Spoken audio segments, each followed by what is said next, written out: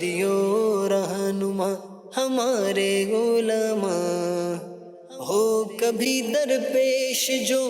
کوئی مسئلہ، پوچھ لے حاضر ہو ہم ان کی بارگاہ۔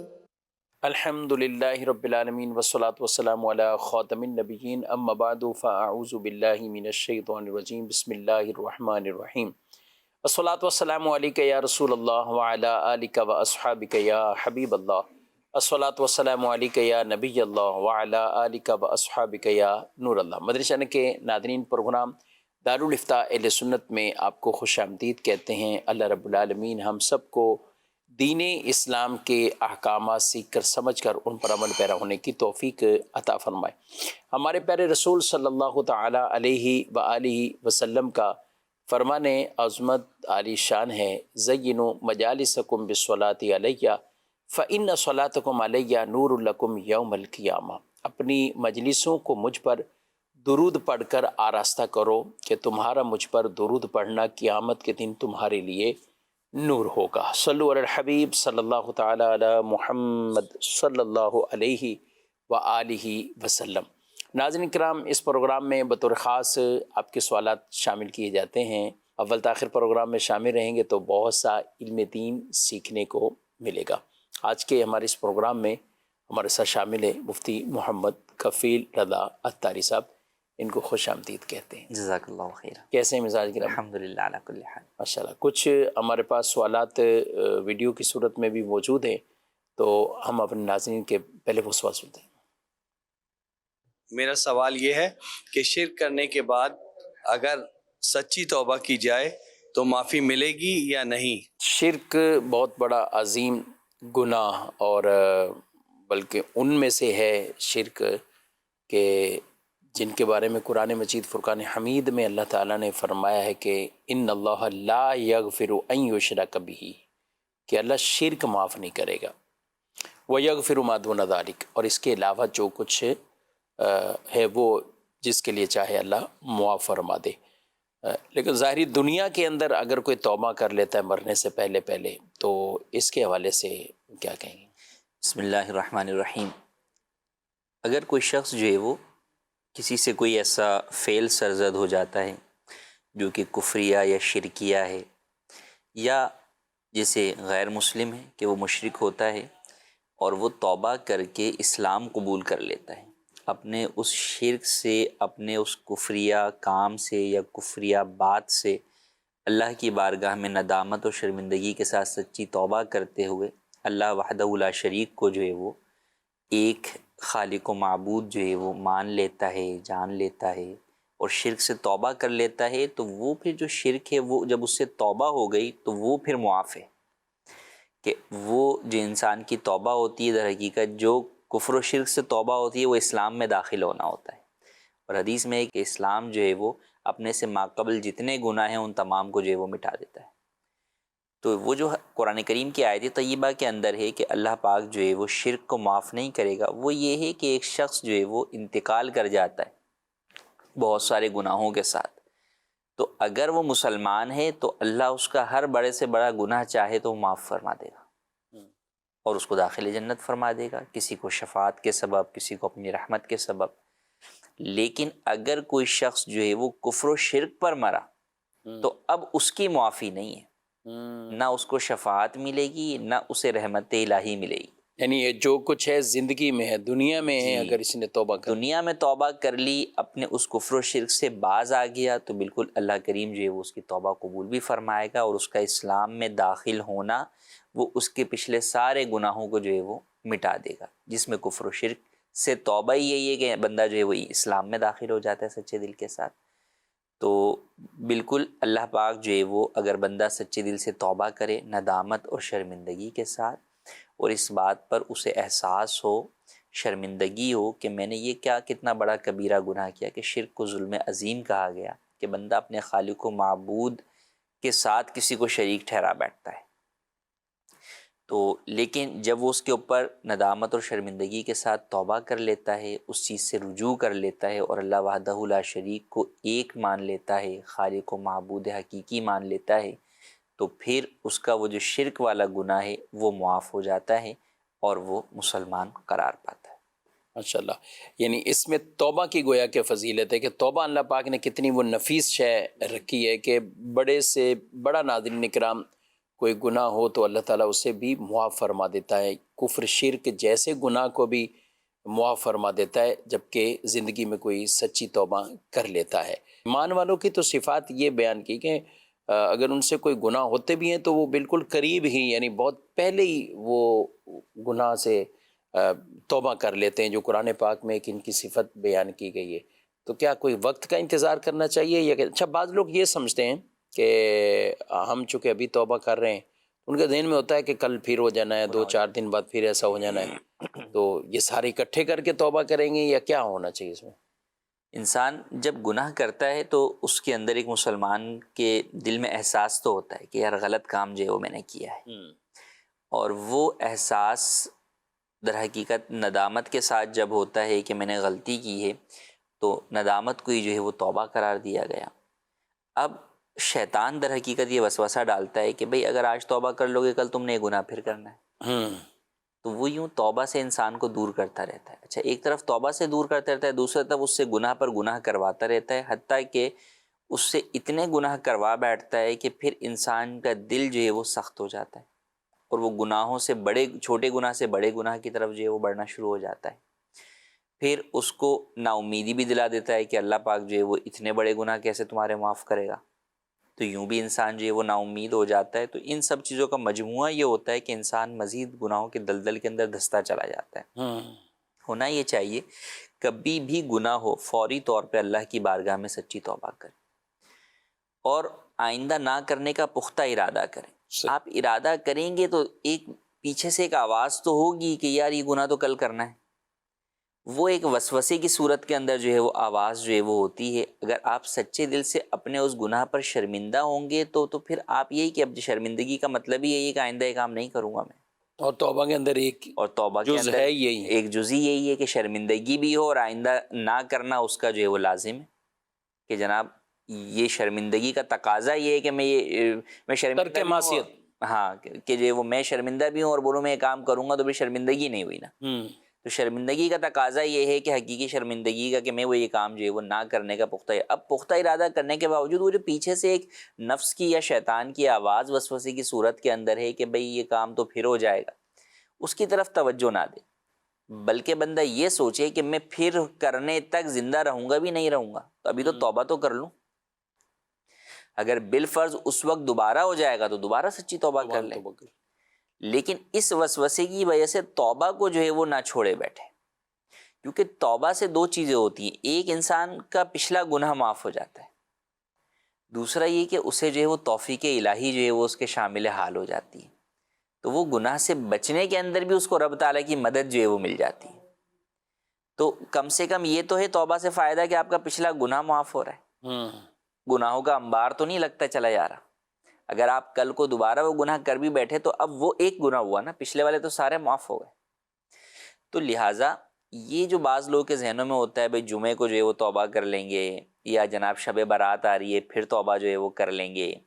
یا آپ نماز کا کہیں تو یار کل صبح سے نماز جو ہے وہ شروع کر لیں گے یا جمعے سے شروع کر لیں گے، یا رمضان آ رہا ہے بس انشاءاللہ رمضان سے اب بالکل میں جو ہے وہ سدھر جاؤں گا۔ سب سے پہلی بات تو یہ کہ آپ کو کیا گارنٹی ہے کہ آپ اگلے لمحے تک بھی زندہ رہیں گے یا نہیں رہیں گے؟ تو لہٰذا جب بھی آپ کو توبہ کی دعوت دی جائے یا آپ کے اپنے ذہن میں بھی یہ بات آئے کہ یار یہ گناہ ہوا ہے مجھے توبہ کرنی چاہیے، فوری طور پہ اس سے بندہ توبہ کر لے۔ کیا پتہ اگلا لمحہ ہی جو ہے وہ انسان کی موت کا لمحہ ہو جو اس کو معلوم ہی نہ ہو، اور ممکن ہے کہ یہ توبہ ہی اس کو آئندہ کے سارے گناہوں سے جو ہے وہ بچانے میں جو ہے وہ بنیادی کردار جو ہے وہ ادا کرے۔ تو اس چیز کی طرف جو ہے وہ ہرگز نہیں اس امید پہ رہنا چاہیے کہ کر لوں گا، ابھی نہیں، بعد میں، رمضان میں، جمعے میں، کل صبح سے۔ تو ان چیزوں کو چھوڑ کر جب بھی انسان کو یہ احساس ہو جائے یا کوئی احساس دلائے تو فوری طور پر اللہ کی بارگاہ میں جو ہے وہ شرمسار ہو کر بندہ حاضر ہو اور سچے دل سے معافی مانگے، اور کتنا ہی بڑا گناہ کیوں نہ کیا، کیونکہ حدیث میں فرمایا التائب من الذنب کمن لا ذنب لہ، رب گناہ سے توبہ کرنے والا ایسا جیسے اس نے گناہ کیا ہی نہیں۔ تو یہ تو دیکھیں رب تعالیٰ کی جو ہے وہ رحمت والی بارگاہ ہے کہ جہاں پر اعتراف جرم جو ہے وہ شرمندگی کے ساتھ گناہ کو مٹانے کا، جرم کو مٹانے کا جو ہے وہ ذریعہ بن جاتا ہے۔ دنیاوی عدالتوں کے اندر تو آپ اعتراف کر لیں تو سزا ہو جاتی ہے، یہ تو رب تعالیٰ کی جو ہے وہ عدالت ہے کہ جہاں پہ آپ اعتراف کر لیں شرمندگی کے ساتھ تو رب تعالیٰ پہ سارے معاف فرما دیں۔ سبحان اللہ۔ تو اللہ پاک ایسا عظیم رب ہے، ارحم الراحمین ہمارا رب ہے، تو ہمیں بالکل اس کی بارگاہ میں اگر دن میں 100 بار بھی جانا پڑے توبہ کے لیے تو 100 بار جانا چاہیے۔ بس وہی کہ صرف رسمی توبہ نہ ہو کہ جناب توبہ توبہ استغفر اللہ، بلکہ سچے دل سے اس گناہ پر شرمندگی اور ندامت کے ساتھ آئندہ اسے چھوڑنے کا پختہ ارادہ کر لیں۔ 10 بار نہیں 100 بار ہو سکتا ہے آپ نے یہ توبہ کی اور یہ ارادے کی ہوں، پھر وہ گناہ ہو گیا ہو، آپ 101 مرتبہ پھر دوبارہ کریں، کبھی انشاءاللہ وہ موقع اور وہ لمحہ آئے گا کہ آپ اس گناہ سے بھی جو ہے وہ باز آ جائیں گے۔ ہاں ساتھ ہی ساتھ اسباب ہیں ان پر غور کر کے ان اسباب کو چھوڑنے کی عادت بنائیں، اس کے متبادل چیزوں کی طرف جو ہے وہ بڑھیں تاکہ آپ جو ہے وہ اس چیز میں دوبارہ مبتلا نہ ہو۔ انشاءاللہ۔ جی مزید سوال۔ محمد شکیل اطاری بات کر رہا ہوں۔ میرا مفتی صاحب سے یہ سوال ہے کہ ایک بندہ تقریباً 4 فٹ ہائٹ پر نماز پڑھ رہا ہے، یعنی اونچی جگہ پر نماز پڑھ رہا ہے، تو کیا اس کے سامنے سے 3-4 فٹ نیچے سے یعنی کہ کوئی بندہ گزر سکتا ہے کہ نہیں گزر سکتا؟ یہ دعا بنیاد فرما دیں، جزاک اللہ خیرہ۔ جی بندہ اوپر جو ہے وہ نماز جی جو ہے اوپر وہ نماز پڑھ رہا ہے، پڑھا تو اگر وہ اس کی محاذات میں نہیں آتا، اس کی سیدھ میں جو ہے وہ نہیں آ رہا، تو نیچے سے اگر وہ گزرتا ہے تو گزر سکتا ہے، اس صورت کے اندر جو ہے وہ کوئی حرج نہیں۔ محاذات یعنی اس میں کوئی مقابل میں ہاں برابری اس میں کے برابر میں جو ہے وہ، جیسے اگر وہ یہاں سے لے کے یہاں تک ہے تو وہ اس کے اندر نہ آ رہا ہو۔ صحیح۔ تو جیسے میں 5 فٹ کا بندہ جو ہے وہ کھڑا ہوا ہے، تو اب وہ اگر نیچے سے کوئی دوسرا گزر رہا ہے اور نیچے 5 فٹ ہی جو ہے وہ گہرائی ہے اور وہ اس گہرائی میں سے جو ہے وہ گزر رہا ہے، تو ایسی صورت میں وہ اوپر والے کی کسی بھی انسان کا جو جز ہے، پورا بدن ہے، اس کے لیول پر اگر اس کا بدن گزرنے والے کا نہیں آ رہا تو ایسی صورت کے اندر جو ہے وہ گزر سکتا ہے۔ مثلا کئی مساجد کے اندر میزینین ہیں جی، اور وہ کہیں کہ وہاں نماز پڑھ رہا ہے اور نیچے عوام آ رہی ہے جا رہی ہے، تو یہ کوئی اس کے حرج مقابل جو نہیں ہے، نہیں ہے، اس میں کوئی تو حرج اس میں کوئی حرج والی بات نہیں۔ اچھا کچھ جگہوں پہ ایسا ہوتا ہے کہ اتنے اوپر میزینین یا پراپر چھت یا اس طرح تو نہیں ہوتا، لیکن کوئی اونچی چیز ہے، اب گھر میں کوئی تخت پر ہے نماز یا پڑھ کوئی رہے اور ہیں، اسی طرح نماز پڑھے، لیکن جب کوئی سامنے سے گزرے گا تو وہ یا اس کے آدھا یا جی، آدھا وجود اس کے سامنے، آئے تو یہ بہرحال جو ہے وہ جائز نہیں ہے، تو یہ گزرنا بہرحال گزرنا یعنی اتنا اونچا ہو کہ وہ قد آدم یعنی جو بھی آدمی کا قد ہے اس سے اوپر ہی کوئی نماز پڑھ رہا تو پھر وہ پھر کوئی چھت حرج کی نہیں۔ صورت ہوگی۔ جی مزید۔ مفتی صاحب آپ سے ایک سوال یہ ہے کہ جب وضو کرتے ہیں مسجد میں ہم، اور وضو کر کے جب مسجد میں داخل ہوتے ہیں تو اس سے پہلے پیر صاف کرتے ہیں تاکہ وہ پانی مسجد میں نہ چلا جائے۔ پیر صاف کرنے کے لیے کوئی بھی موٹی چیز رکھی ہوئی ہوتی ہے، اگر اس جگہ ہم آج کل جیسے آرٹیفیشل چل رہی ہے گھاس، اگر گھاس کا قالین رکھ دیں گرین رنگ کا تو کوئی مسئلہ تو نہیں ہوگا؟ شرعی رہنمائی فرمائیے۔ جی گھاس رکھنی اور وہ بھی آرٹیفیشل اور گرین کلر ہے، کوئی شرن تو مسئلہ نہیں؟ شرعی اعتبار سے تو جو ہے وہ کوئی حرج نہیں ہے کہ وہاں پر جو ہے وہ آپ رکھ سکتے ہیں، البتہ اس کی صفائی ستھرائی کا اہتمام بہرحال جو ہے وہ ضروری ہوگا۔ کئی دفعہ ایسا ہوتا ہے کہ ایک نارمل کپڑا ہے اس کو دھونا الگ ہوتا ہے، اور اس طرح کی جو چیزیں ہوتی ہیں ان کے اندر پھر کیا ہوتی ہے، جرمز جو ہے وہ یا جو گندگی ہے وہ بیٹھنا شروع ہو جاتی ہے اور وہ پھر بعد میں اسمیل کرتی ہے، تو مسجد کو جو ہے وہ گندگی سے اور اسمیل سے بچانا، بری بو سے بچانا جو ہے وہ ضروری ہے۔ تو اس اعتبار سے بہرحال جو ہے وہ اس کو آپ کو صفائی ستھرائی کا اہتمام کرنا ہوگا، باقی وہ گھاس والا کارپیٹ بچھانے میں حرج نہیں، کلر کے اعتبار سے کوئی حرج نہیں ہے، شرن یعنی کوئی حرج نہیں۔ اگر اس طرح کا کوئی وسوسہ ہے تو اس میں کوئی حرج والی جی، بات نہیں ہے۔ اور بہتر یہ کہ اس طرح کے اگر وہاں کچھ بچھانا بھی ہے تو ایسی چیزوں کے پاؤں صاف بھی اس سے ممکن ہو، کیونکہ یہ بعض کا جو آرٹیفیشل یہ گھاس اور اس طرح وہ خوبصورتی کے لیے تو ہوتا ہے کہیں چلنے پھرنے میں، اور لوگ نارمل اپنے گھروں میں یا گارڈن میں یا کہیں بھی اس طرح کے کچھ بچھا لیتے چیزیں، تو اگر پاؤں صاف ہو جاتے ہیں تو ٹھیک ہے، لیکن اگر صفائی ستھرائی میں مسئلہ ہے تو اس کی احتیاط ہو، باقی کلر کے اعتبار سے اس میں مسئلہ نہیں ہے، استعمال کرنا جائز ہے۔ مزید کو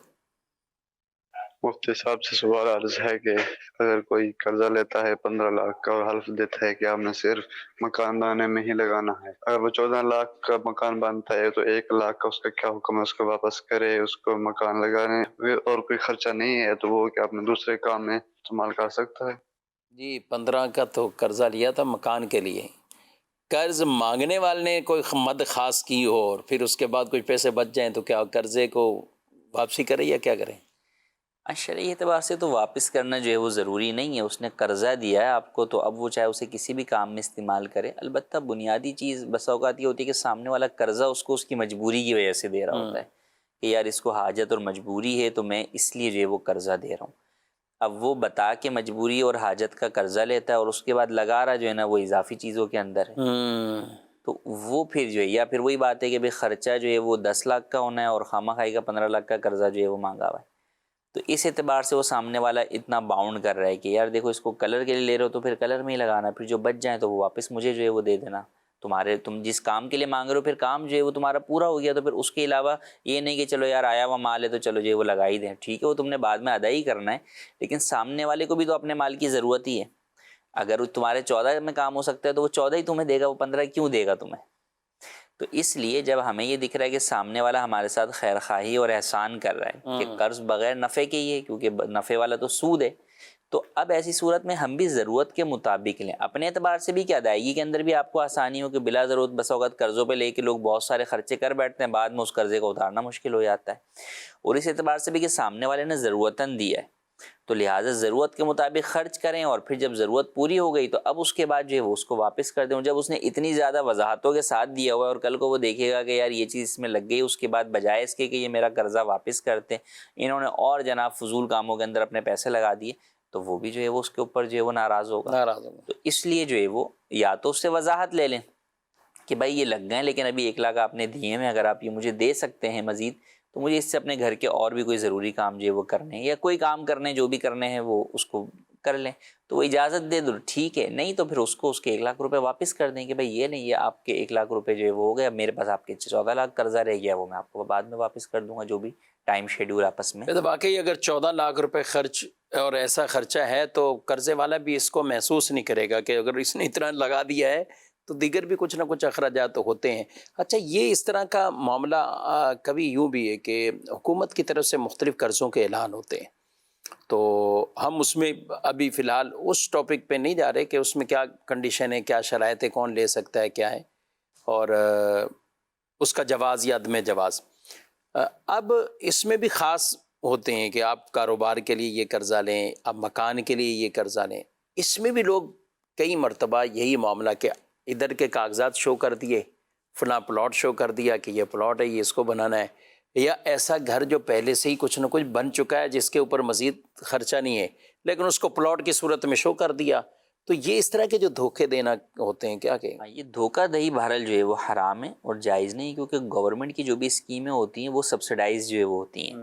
یعنی اس کے اندر کئی چیزوں کے اندر گورنمنٹ اپنی جانب سے پے کر رہی ہوتی ہے اور وہ ضرورت اور حاجت مندوں کے لیے یا جو انہیں کرائیٹیریا بنایا ہوتا ہے اس کے لیے ہوتی ہے، تو اب اس کرائیٹیریا کے اوپر آپ نہیں اترتے اور اب آپ جو ہے وہ چیٹ کر کے کوئی دوسرا فیک ڈاکومنٹ لگا کر یا کوئی اور چیز جو کہ اس کے کرائیٹیریا کے مطابق نہیں اترتی آپ وہ لگا کر وہ قرضہ لیتے ہیں، تو گویا کہ آپ اس اسکیم میں جو دیگر افراد ہیں ان کا حق جو ہے وہ مار رہے ہیں، تو اس اعتبار سے یہ بہرحال جو ہے وہ جائز نہیں۔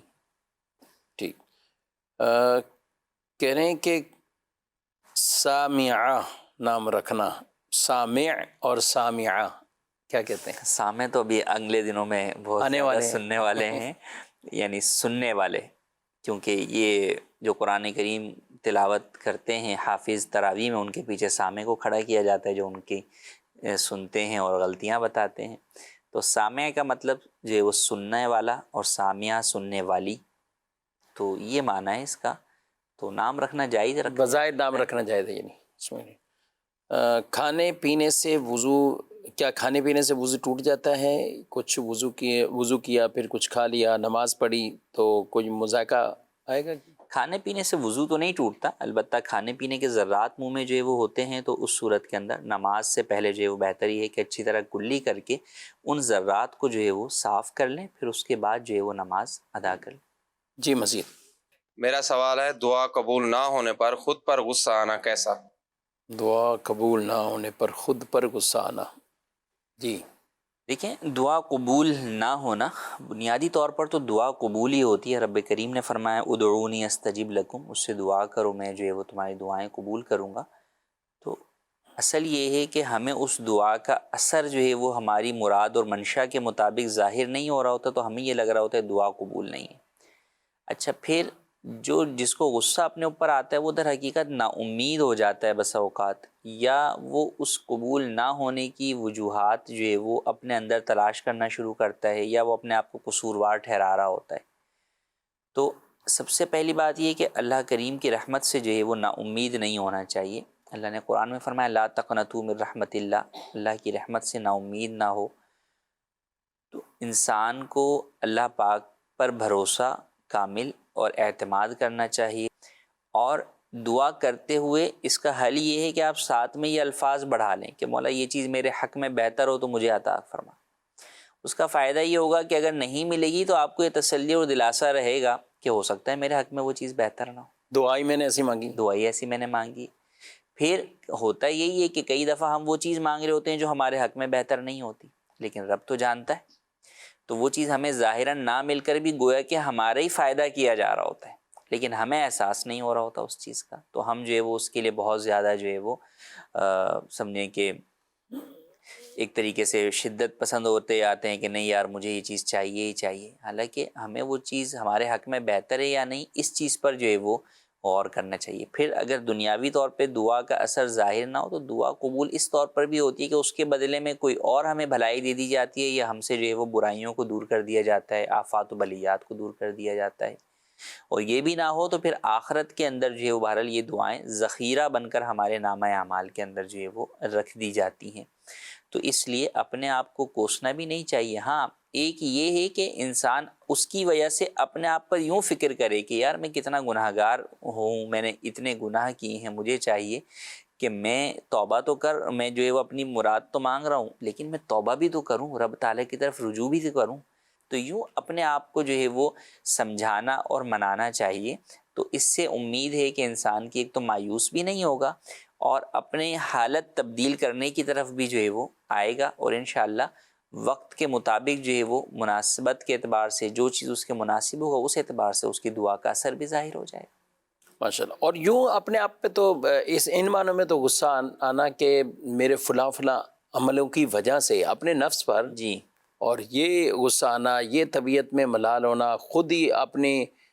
طبیعت کے اندر ایک ایسی شرمندگی والی کیفیات ہونا کہ وہ نہ ہوتا تو میری ہو سکتا ہے یہ دعا قبول ہو جاتی. تو ان کو ان چیزوں کی طرف موو کر سکتے ہیں، یعنی اپنے تصور کا ایک ہے تو دعا کا قبول نہ ہونا. کچھ معاذ اللہ کی ذات پر شکوے شکایت کرتے ہیں جو کہ شرعاً جائز نہیں، اور کئی صورتیں معاذ اللہ اس کی کفر والی بھی بن جاتی ہیں بعض اوقات. لیکن اس سے اپنے ہی عملوں کی طرف دیکھنا، جیسے قرآن مجید میں ہے ما اصابک من حسنۃ فمن اللہ وما اصابک من سیئۃ فمن نفسک.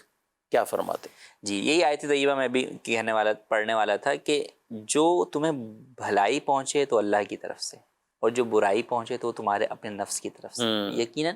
انسان کو یہی وہ کرنا چاہیے. بندہ اب ایک شخص سے آپ بیمار ہیں، اب جو دعا کر رہے ہیں کہ جو ہے وہ میں شفا یاب ہو جاؤں، اب شفا یاب نہیں ہو رہے، تو اب اس وقت یہ کوسنا کہ یار یہ میرے گناہوں کا نتیجہ ہے، یہ بیماری میرے گناہوں کا جو ہے وہ نتیجہ ہے،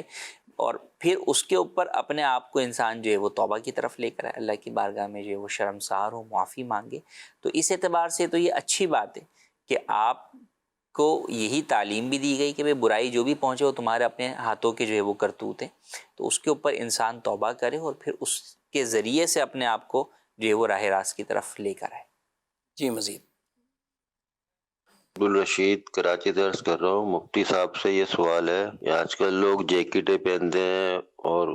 سردیوں کے لیے اس میں دونوں طرف لیس لٹک رہی ہوتی ہے نا کالر کی طرف سے، اور وہ رکوع میں سجود میں لٹک رہی ہوتی ہیں، تو کیا اس طرح یہ لٹکنا اس سے نماز ہو جائے گی؟ صدر تو نہیں کہلائے گا؟ برائے مہربانی شرح رہنمائی فرمائیے. جی مزید سوال. مفتی صاحب سے سوال ہے کہ ایک آدمی پانچوں وقت کی نماز پابندی سے پڑھتا ہے، یا زور کا وقت ہوتا ہے وضو کرتا ہے، زور کی نماز پڑھتا ہے، پھر عصر کی نماز پڑھتا ہے، وہ کہتے ہیں کہ ہر کام کے لیے نیت بہت ضروری ہے، کیا ریگولر نمازی کی وہ نیت ہوتی ہے یا نہیں ہوتی؟ وہ کہتے ہیں کہ نیت نہیں ہوگی تو ثواب نہیں ملے گا، اس بارے میں رحمہ فرما دی، جزاک اللہ خیر۔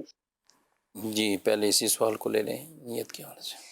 دیکھیے نیت دل کے ارادے کو کہتے ہیں۔ کوئی بھی شخص نماز پڑھ رہا ہے تو ایسا نہیں ہے بغیر نیت کے نماز پڑھ رہا ہے، اس کے جب وہ تکبیر کہہ رہا ہے، مسجد کی طرف جا رہا ہے، مصلی پر آ رہا ہے، تو اس کے ذہن میں کہ میں نماز پڑھ رہا ہوں، اور نماز کس کے لیے پڑھ رہا ہوں؟ اللہ کے لیے پڑھ رہا ہوں۔ تو نیت زبان سے الفاظ کا دہرانا نہیں ہے، زبان سے کہہ لینا مستحب ہے، لیکن بنیادی طور پر کیا ہے کہ وہ کام آپ کس لیے کر رہے ہیں؟ اللہ کے لیے جو وہ کر رہے ہیں۔ یہ جو ارادہ آپ کے دل میں ہے کہ میں اللہ کے لیے یہ کام کر رہا ہوں، نماز اللہ کے لیے ادا کر رہا ہوں، تو یہ ارادہ ہی جو ہے وہ نیت ہے، تو انشاءاللہ اس کے اوپر ثواب بھی جو ہے وہ ملے گا۔ ایک یہ کہ ایک شخص جو ہے وہ بالکل کسی اور جو ہے وہ خواب و خیال کے اندر جو ہے وہ بیٹھا ہوا ہے، اور اس سے کسی نے پیسے مانگے، اس نے اٹھا کے پیسے دے دیے، نہ اس کی حال پر غور کیا، نہ صدقے کا ذہن میں آیا، نہ غریب کی مدد کا ذہن میں آیا، بعد میں سوچ رہے ہیں میں نے کیا کیا ہے۔ تو یہ وہ عمل ہے کہ جس میں کوئی نیت ہی نہیں پائی، دل میں ارادہ بھی نہیں تھا کہ میں نے اس کو یہ پیسے کیوں دیے۔ صحیح۔ تو یہ عمل وہ ہے جو کہ بغیر نیت کے اس کے اوپر کوئی ثواب نہیں۔ لیکن ایک شخص ہے وہ اس سے کوئی پیسے مانگنے آیا، اس نے اس کی حالت دیکھی، اور جو ہے وہ اب اس نے کہ یار میں اللہ کی راہ میں جو ہے وہ خرچ کرتا ہوں، یا جو ہے نا یہ بندہ محتاج نظر آ رہا ہے اس کی مدد کرتا ہوں، اس طرح کے کوئی چیزیں، جذبات اس کے دل میں جو ہے وہ پیدا ہوئے، اور اس نے ان جذبات کے تحت جو ہے وہ اس کو وہ چیز دے دی، تو وہ جو اس نے وہ جو جذبات پیدا ہوئے، اس سے وہ جو اس کا ارادہ بنا کہ یار یہ میں غریب کی مدد کر، تو غریب کی مدد کرنا نیکی کا کام ہے، تو اب وہ جو اس نے اس کو وہ پیسے دیے وہ در حقیقت نیکی کے لیے ہی دیے، صدقے کے لیے ہی دیے، تو اگرچہ زبان سے کوئی الفاظ نہیں کہے، اس کے اوپر ثواب جو ہے وہ ملے گا اسے۔ اچھا، یہ دوسرا سوال تھا کہ جیکٹ وغیرہ پہنتے ہیں آپ، اس میں بعد کا کوئی ڈوری ہوتی ہے کوئی؟ ڈوری وغیرہ تو دیکھیں عام طور پر جو ہے وہ سلی ہوئی ہوتی ہے، یا وہ جو ہے وہ جو اس کا وہ ہوتا ہے نیفا ہوتا ہے، اس کے اندر جو ہے وہ ہوتی ہے، تو وہ صدل کے اندر جو ہے وہ شمار نہیں ہوگا۔ ٹھیک ہے، صدل ہے کیا ناظرین کے لیے کہ سب کے لیے سیکھنے کی ایک وجہ ہے؟ فقہی اصطلاح ہے کہ صدل کا معنی تو ہے کہ لٹکانا، کپڑے لٹکانا، تو کوئی بھی چادر یا کوئی بھی کپڑا جو ہے وہ آپ نے اس طریقے سے پہنا ہوا ہے کہ وہ آپ کے جسم کے گرد مکمل طور پر لپٹا ہوا نہیں ہے، اور وہ لٹک رہا ہے اس طرح کہ وہ اس کے دونوں پلو آگے کی طرف لٹک رہے ہیں، یا ایک پلو آگے کی طرف اور ایک پلو پیچھے کی طرف لٹک رہا ہے، تو یہ صدل کہلاتا ہے۔ صحیح۔ اس حال میں نماز پڑھنا مکروہ تحریمی ہے کہ نبی کریم صلی اللہ علیہ وسلم نے حدیث پاک میں اس سے منع فرمایا۔ لیکن اگر وہی چادر آپ نے جو ہے وہ یوں لی کہ ایک طرف اس کا ادھر ہے اور پھر آپ نے دوسرا حصہ اس کا پیچھے کی طرف ڈال لیا، تو اب یہ جو آپ کے گردن سے گول ہو کر مڑ کر وہ پیچھے کی طرف گیا ہے، تو اب ایسی صورت کے اندر وہ صدل میں شمار نہیں ہوگا، اس حالت میں نماز پڑھنا جائز ہے۔ ٹھیک، مزید سوال؟ میرا نام عابد ہے، میں یہ پوچھنا چاہ رہا ہوں کہ مدرسے میں کھانا کھلانے سے زکوٰۃ ادا ہو جائے گی؟ جواب ارشاد فرما دیجیے گا۔ مدرسے میں کھانا کھلانا ہے جی، مدرسے میں یا کہیں بھی کھانا کھلانے سے کہ آپ نے کھانا بنایا اور آپ نے مستحقین کے آگے رکھ دیا کہ کھاؤ بھائی، لے جانے کی اجازت نہیں ہے، کھلانے کا اہتمام آپ نے کیا ہوا ہے، تو اس طرح کھانا کھلانے سے زکوٰۃ ادا نہیں ہوگی۔ یا کہیں بھی کوئی دیگ بھیج دی جی کہ اب کوئی ادارہ ہے تو اب دیگ نارمل بھیج دی، مدرسے میں نارمل بھیج دی، تو اب اس میں تو سارے ہی ہوتے ہیں تقریباً، جی، یا ان کو پیسے دے دیے کہ بھائی اس سے جو ہے وہ کھانا کھلا دیجیے گا، تو اس میں دو اعتبار سے دیکھیں زکوٰۃ نہیں۔ ایک تو یہ کہ کھانا کھلانے کے اندر ملکیت نہیں پائی جاتی سامنے والے کی، مستحق کے زکوٰۃ کو مالک بنانا یہ شرط ہے زکوٰۃ کی ادائیگی کے لیے، یہاں پہ ملکیت نہیں ہے، آپ کہہ رہے ہیں بھائی کھائیں، تو ایسی صورت کے اندر جب ملکیت نہیں ہے وہ لے کے نہیں جا سکتے، مالک تو وہ ہے کہ وہ چاہے لے کے بیچ دے، جو دل چاہے کرے وہ، جبکہ یہاں پہ یہ کہ بھائی آپ کھا لیں دسترخوان کے اوپر، تو اس سے ملکیت نہیں پائی جائے گی، تو اس سے زکوٰۃ ادا نہیں ہوگی اگرچہ وہ سارے مستحق ہی ہوں۔ دوسری بات یہ ہے کہ جب عام طور پہ اس طرح کھانا کھلایا جاتا ہے، اس میں ہر فرد مستحق ہو یہ عام طور پر ہوتا نہیں ہے، یہ ضروری نہیں ہوتا، اس میں مستحق افراد بھی ہوتے ہیں، غیر مستحق بھی ہوتے ہیں، تو اس اعتبار سے بھی جو ہے وہ زکوٰۃ ادا نہیں ہوتی، تو اس طرح زکوٰۃ ادا نہیں ہوگی۔ ہاں آپ نے مدرسے کے منتظمین کو یا دیگر کو جس کے اندر مستحق طلبہ ہیں وہاں پر آپ نے پیسے دیے اور وہ پھر اس کو شرعی طریقہ کار کے مطابق استعمال کریں اس زکوٰۃ کی ادائیگی کر کے، پھر وہ ایک جدا چیز ہے۔ لیکن عام طور پہ یوں دیگ دے دینے سے یا جناب غریبوں کو جمع کر کے کھلا دینے سے آپ کی زکوٰۃ ادا نہیں ہوگی۔ صحیح۔ سوال ہے کہ قضا نمازیں نارمل طریقے سے پڑھ لی جائیں تو اس میں کوئی مذائقہ ہوتا ہے؟ نہیں، قضا نمازیں نارمل طریقے سے بالکل پڑھ سکتے ہیں، اس میں کوئی مذائقہ نہیں ہے۔ وہ جو اس کا طریقہ کار بیان کیا گیا ہے تخفیف والا کہ اس میں آپ کم وقت میں زیادہ قضا نمازیں ادا کر سکتے ہیں، تو وہ آپشنل ہے، وہ کوئی فرض و واجب نہیں ہے یعنی قضا نماز اسی طرح ادا کرنی ہے، نہیں، بلکہ جس طرح آپ عام نماز ادا کرتے ہیں اسی طرح آپ قضا نماز بھی ادا کر سکتے ہیں۔ اچھا، ایک نے مسئلہ سنا ایک دفعہ، تو پہلے بھی ایسا ہوا، ایک ناظرین میں سے کسی کی کال آئی تھی کہ آدمی وقت پہ ہی پڑھ لے کیونکہ آدھا نماز سے زیادہ مشکل قضا نماز ہے۔ یعنی وہ سمجھے کہ ان کو یاد ہی رکھنا پڑے گا کہ اس میں ایک دفعہ پڑھنا ہے، اس میں عبدو و رسول تک پڑھ لیا یا یہ پڑھ لیا یا یہ پڑھ لیا،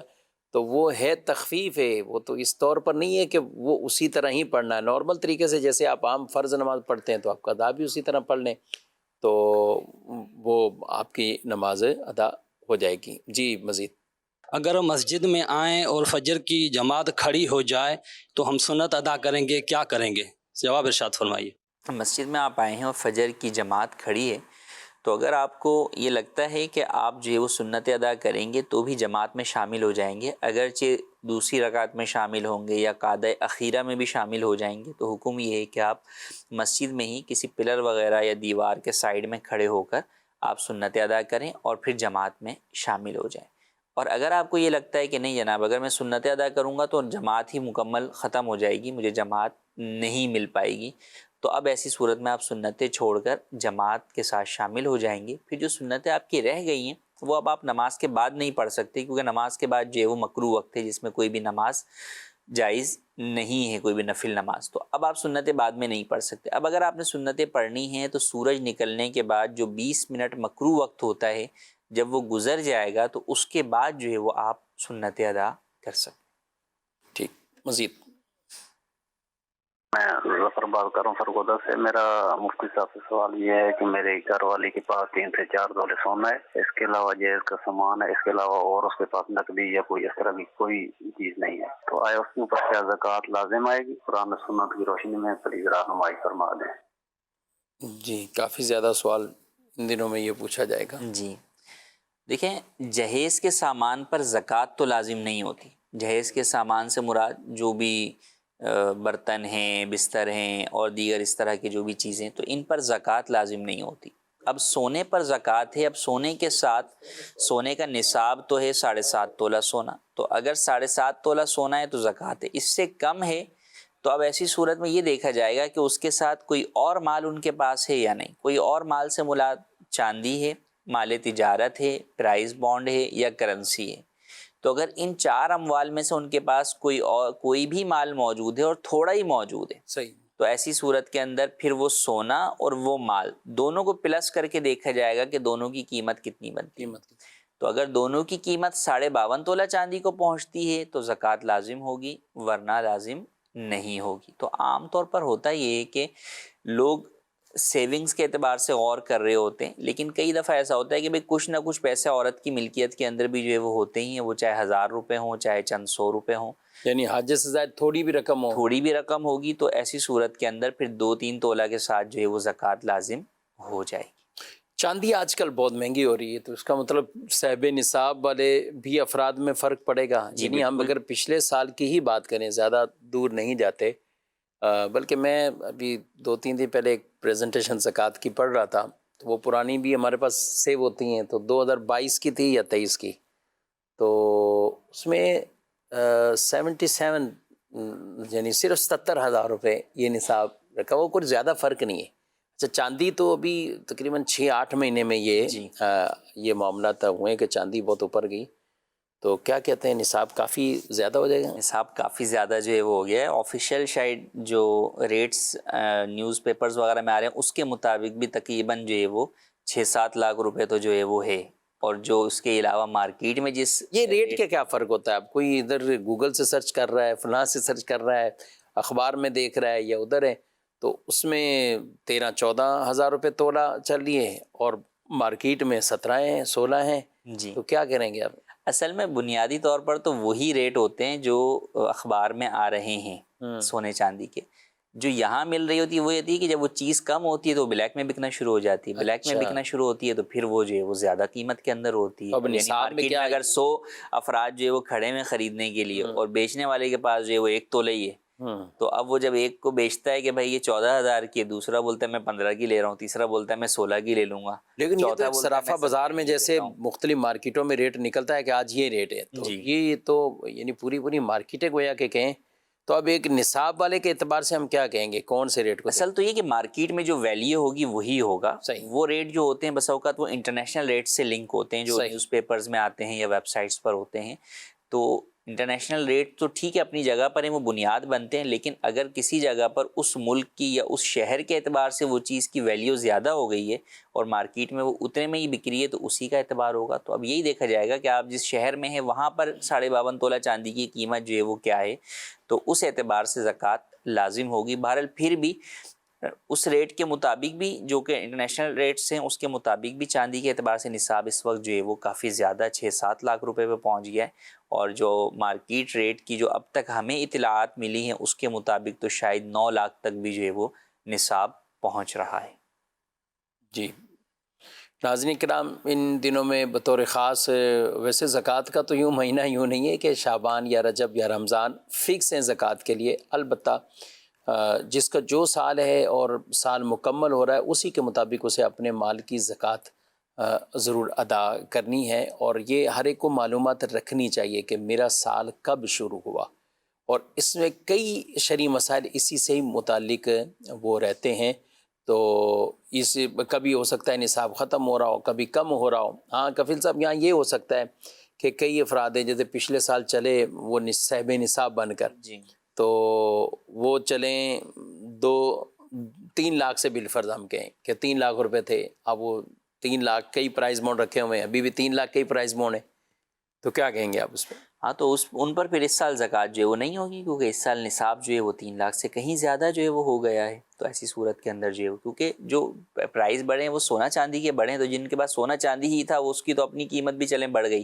لیکن کسی کے پاس تجارتی پلاٹ تھا یا پرائز بانڈ تھے یا کرنسی تھے تو وہ جتنے تھے اتنے ہی ہیں آج بھی. تو لیکن نصاب جو ہے وہ اوپر چلا گیا، تو اس صورت کے اندر ان افراد کے اوپر زکوٰۃ لازم نہیں ہوگی. اللہ پاک ہم سب کو عمل کی توفیق دے. پروگرام کا وقت اپنے اختتام کو پہنچا ہے، آپ سے اجازت چاہتے ہیں. فی امان اللہ. ہادیو رہنما ہمارے علماء، ہو کبھی درپیش جو کوئی مسئلہ، پوچھ لے حاضر ہو ہم ان کی بارگاہ.